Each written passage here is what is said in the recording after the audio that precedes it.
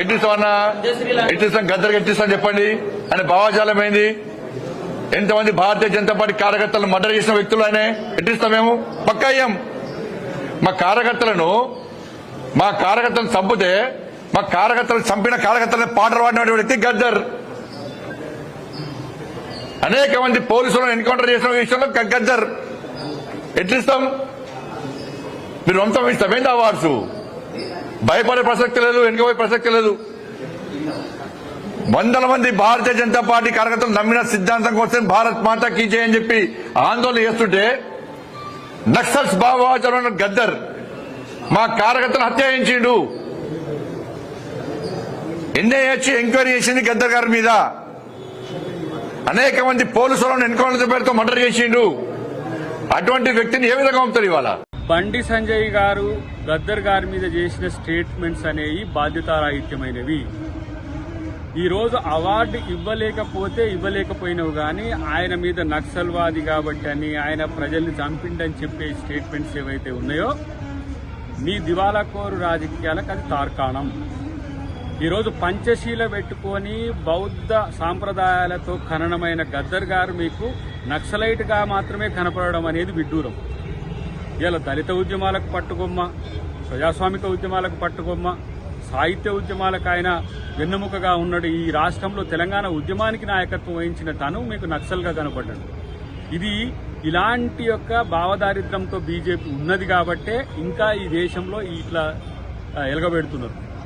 మీరు చేసే ప్రకటనల వల్ల తెలంగాణ సమాజానికి కాదు, భారత సమాజానికి అని కూడా వచ్చేది ఏం లేదు. మీరు చేస్తున్న రాజకీయ ప్రకటనలు రాజకీయ ప్రయోజనాల కోసం చేస్తున్నవి తప్పితే మరొకటి కాదు. అన్నిటికంటే ముఖ్యంగా మిమ్మల్ని కలిసి భారత రాజ్యాంగాన్ని కాపాడండి, పార్లమెంటుకు అంబేద్కర్ పేరు పెట్టండి, పార్లమెంటు ముందు అంబేద్కర్ విగ్రహం పెట్టమన్నప్పుడు మీకు నక్సల్వాదే కనపడ్డా, అంబేద్కరిస్ట్ కనపడలేదా అని చెప్పి ఆలోచించాల్సిన అవసరం ఉంది. ఈరోజు కేవలం రాజకీయ ప్రకటనలకే పరిమితమైన ఇద్దరు కేంద్ర మంత్రులతో వచ్చింది ఏం లేదు. ఏమిరా బాలరాజుని వల్ల అన్నట్టుగానే ఇలా ఉన్నదనేది మా యొక్క అభిప్రాయం. సమతామూర్తి విగ్రహం ఓపెనింగ్కి వచ్చినప్పుడు అక్కడ రామానుజం గారి పాట పాడుకుంటూ ఉన్న గద్దర్ గారు మీకు కనిపించలేదా? దళిత పల్లెలు రోధిస్తుంటే చుండూరు కారంచేడు సంఘటనలు జరిగినప్పుడు దోషి గొంగడి గట్టియాల దళితుల కొరకు పాడినప్పుడు మీకు గద్దర్ గారు కనిపించలేదా?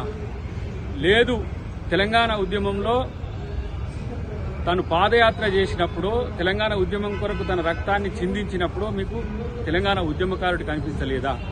గద్దర్ గారి మీద ఇలాంటి బాధ్యతారహితమైన ప్రకటన చేయడం అది బండి సంజయ్ గారి వ్యక్తిగతమా, బీజేపీ పార్టీ విధానమా, లేకపోతే కేంద్ర ప్రభుత్వ విధానమా?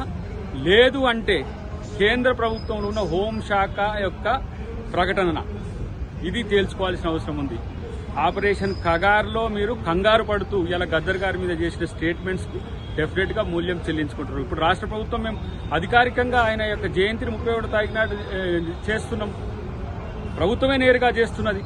ప్రభుత్వం సరైన వ్యక్తులను ఇవ్వలేదు అని చెప్పి, ఎలిజిబిలిటీ ఉన్న వాళ్ళని ఇవ్వలేదని చెప్పి మాట్లాడడం అనేది సిగ్గుచేటు. ఇలా మీరు మరి చుక్కరామయ్య గారికి ఎందుకు ఇవ్వలేకపోయినారు, అంజశ్రీ గారికి ఎందుకు ఇవ్వలేకపోయినారు? ఇలా ఎంతో మంది మేధావుల నుంచి ఇక్కడి నుంచి కేంద్ర రాష్ట్ర ప్రభుత్వానికి పంపించినప్పుడు ఎందుకు మీరు పనిచేయలేకపోయినరు?